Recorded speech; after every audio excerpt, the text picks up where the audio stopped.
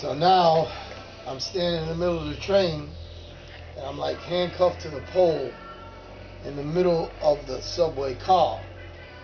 So after I tell them that I was like left-handed, they find a piece of rope and shit inside the train, in the work bum train, and they put my arm like down, to my waist. And they tied a rope around my waist and tied my arm up like this. So the cops, they got like their billy stick and shit, and they start busting my arm. Boom, boom. And my friend, the moron, the scale dude, he's screaming and yelling, "Leave Popeye alone, leave Popeye alone." My arm hurts so badly, they busted that shit like 10, 15 times. Boom, boom, boom. It would hit me, and I was like, "Yo, please stop." I said, "You guys ain't shit, shut the fuck up." And I was just, my arm was so busted, it was like this fat, it was like black and blue. So the shit was like, man, pus was coming out of it. They were busting me up. So they were like, "Who's your buddy? Who is that guy, that breezed out the train and everything like that?" I said, "Yo, I never met that guy before. I don't know who the fuck he is. I ain't never seen him in my life." I said, "That dude was just like a dude hanging out in the train. He got there, before we did." They knew it was bullshit. Because one cop was in one conductor booth and the other cop was in the other. Now, if it wasn't probably for my man who was like yelling and screaming and shit, somehow maybe I would have got out of it. But since they beat the shit out of me so badly and my arm was like all fucked up, they wanted to go get my pal. So one of the dudes was on the walkie-talkie and they were asking the other guy, "Yo, did you get him? Did you get him?" And apparently, I knew my man would be out in 2 minutes. He was in the flight. Dude was gone. It's not like he left me behind. I probably would have been in the same position. I would have jetted. But back in the days, we did work as a team. Me, him, and another dude, like 3 other cats, and then like another guy that was kind of like a semi-ball bag. And we were all partners. So it was like the 6 or 7 of us. We were the gods of graft. Nobody could take us off the count. We walked for miles, racking. Nobody did it better than us. So anyway, now the cops decide that they want to take a garbage bag and put it over my fucking head. Like, I'm thinking to myself, I'm tied up, handcuffed to a fucking pole, and I got a busted arm, and now they put a bag over my head. So they uncuffed my arm from like the train and left like the handcuff on, but my arm was so disheveled and stuff, it didn't even go around to the other end. So they just left me, with the handcuff like this. So one cop took me from the other side, and the other cop took me from the other. And when they took my man down, they just like dragged him through the train. But I was the victim. Like, they wanted FUZZ ONE. My other buddy was writing graffiti. He wrote graffiti for 45 years, and he never even did a fucking piece. He was a piece of shit. So now anyway, in the work bum train, every graffiti writer from the Bronx who went to Tracy Towers bombing had their name in that train. But for all the years that I bombed in the 4-yard, on my outlaw word, I never went through that subway. I never walked from train car to train car to train car, but these fucking cops, they were dragging me. They dragged me all the way through the fucking train, and I was fucked up. I mean, I was bleeding, I had paint in my eye, my fucking head was like federal safety red. I was a mess. So now they kept telling me, "Where's your man? Where's your man? Where's the guy?" They kept saying some stupid shit like the guy that was in the flight. I said, "What the fuck, did he get on a plane?" I was like, "Nah, I don't know who the guy is." So now, first of all, I can't see. I got a bag over my head, busted arm, handcuffed, and I knew I was getting down to the edge of the train, because every time they did have courtesy for me as they were beating the shit out of me, they were like, "Watch your step." I'm like, Jesus Christ, why don't you just throw me in the fucking, down the hole, like, of the in between cars, so you could just fucking kill me. So now when I got to the end of the train, I heard voices, like about 6 or 7 other cops, and they were asking for my man. They were like, "Yo, that dude was tough. He just blazed out like Superman and shit." So Lumberjack Farino at that time, I mean, the guy was like a bodybuilder. He was in fucking Vietnam. So he was used to like all that shit. And I heard them talking. They were like, "Did you look around for him? Or did you see him anywhere?" And they said, "Oh, he bolted out." he went out through the front of the fence, you know, through the yard. So I thought to myself, in my eyes, I was glad that he got away, because be out in 2 minutes was one of the baddest white riders that ever lived in my eyes. And you know, there was others, but you know, that dude was there like from the door. And he just saved my life the other day and shit. I got busted, and the dude bailed me out of jail. He paid a fine for me, $100. Nobody would ever do that. I went to the post office, got me a money order. They were ready to give me another bid. I was gonna do like a year for a cell phone battery. It's a fucking joke. So anyway, my man, the Skell, they take him and put him in a fucking cop car. I didn't even see him. They probably put him into fucking Spofford or something. And then finally, when I got into the street, I knew that they were gonna take me into like a police car or like a TA car, or you know, something like that, and they were gonna try to take me off the count. So now I'm outside in between like Tracy Towers. They had the fence open, and I was across the street from like DeWitt Clinton.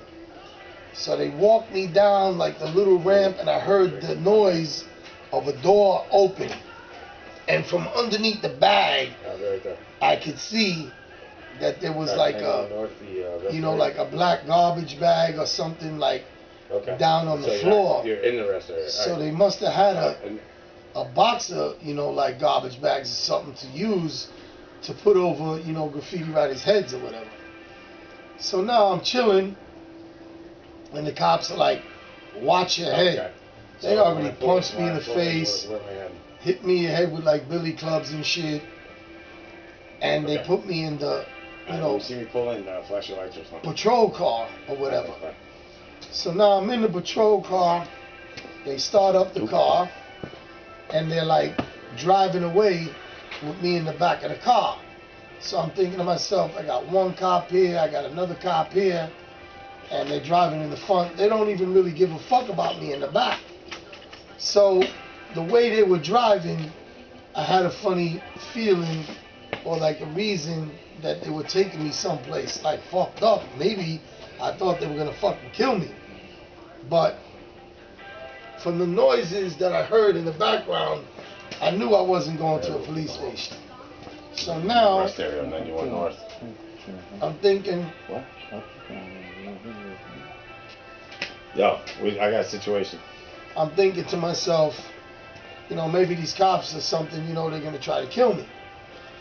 So as the car is driving on and on and on and on, I'm saying to myself, if we were going to the 50th precinct, I would have been there already.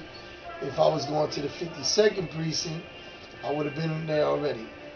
So when I'm driving, I hear the car kind of go off like onto a ramp or something. I heard noises, like mad cars. These motherfuckers were taking me on the highway. I thought they would take me to the fucking cemetery. So I'm in the back of the cop car thinking to myself, you know, this is it. This probably is the last time that I'm gonna write graffiti, because, you know, shit like this, it's not worth getting like stomped out, hitting there with fucking billy clubs, police painting your fucking face, busting your arm. My man is screaming in the fucking train like a raving lunatic. And now here I'm on a ride, maybe my last ride for wherever they're gonna take me. So now they're threatening me, telling me if we ever catch you at the yards again or whatever, we're gonna rape your mother and we're gonna fucking kill you. Once they said they were gonna rape my mother, I was kicking the back of the seat. I fucking said, you motherfuckers. I said, you guys ain't shit. I said, man, this is fucking bullshit. I said, there's fucking ladies getting robbed, raped, fucking hit the ass. People fucking throwing people on the train tracks. You're trying to fucking kill me because I'm doing a couple of pieces. So maybe within an equivalent about 45 minutes or an hour, I definitely knew that I was on one straight thoroughfare. Like I was either on a highway or they were just driving underneath the police, you know, under the train station or something. And since they were cops, they didn't have to fucking stop. They were just driving. Then all of a sudden, I knew that I was in a whole different desecrated area and shit like that, because it got quiet. I didn't hear no cars in the background or nothing. And then I was just driving, and then all of a sudden they stopped for like a little bit. And I don't know, either they were like checking out the area to see if anybody was around, or the place where the car was at, they had to maneuver around so nobody would see them. So I was really scared. I said to myself, yo, this is messed up. I don't know what I'm gonna do. So the car must have drove a little bit for like 5 or 10 minutes where I didn't really know what was going on. But I tell you one thing, I was shitting bricks. Then the wheels of the car sounded like different, because where they took me to, it seemed like the ride was like smooth, you know, like I couldn't like really place what was happening to me, but I knew that, you know, like I was in the weeds. I thought they were taking me like to the fucking woods or something. So then the car fucking stops like in the middle of the street. They take me out of the fucking car and they start like walking me. You know, like I was walking, and I could tell I wasn't like on the cement or nothing like that, because my feet were like sinking like in the ground. I thought they were gonna try to actually throw me off a cliff or something. I said, wow, this is like the end of FUZZ ONE graffiti or whatever. So they told me, you know, get on your knees, right? I'm thinking to myself, oh, Jesus Christ, maybe they chop my head off or something.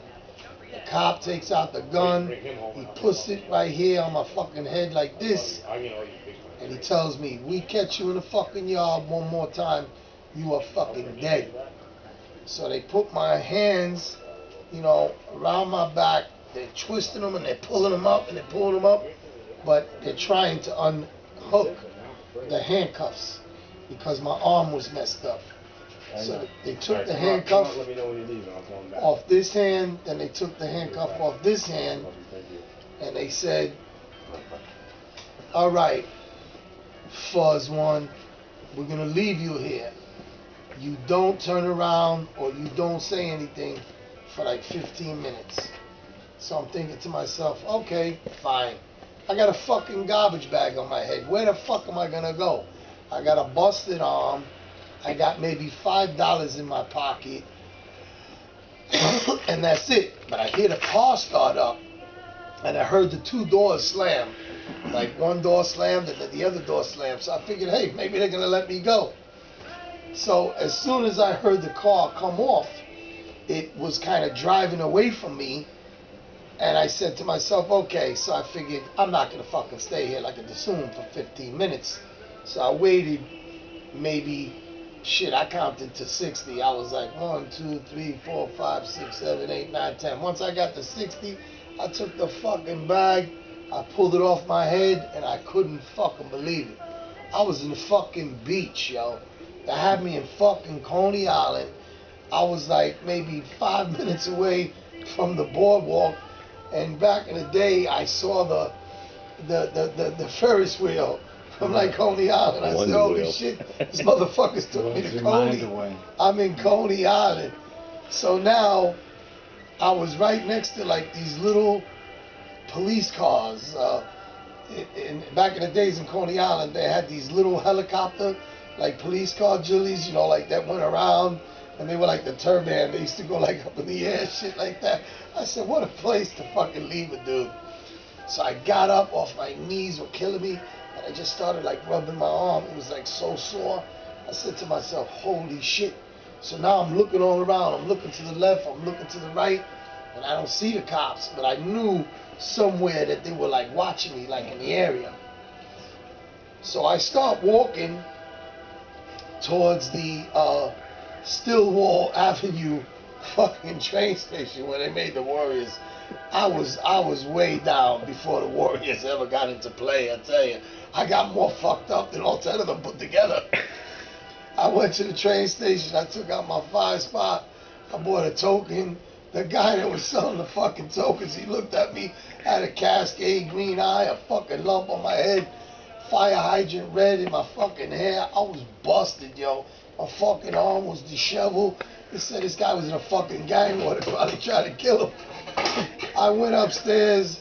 The station was abandoned. I just sat down there. I was like holding my head. I was all messed up. And I was thinking to myself, you know what? I said, this is kind of like fucked up. You know, the graffiti game. I came from like Gary, Indiana. I wound up, you know, like in the middle of the Bronx. And I thought to myself, is writing graffiti worth this kind of like detrimental shit? So when the train came in, I went into the back of the train. And it was the D train, of course. You know, in those days, I drove it all the way to like Bainbridge Avenue. Now, I kept that story to myself for fucking, I don't know, man.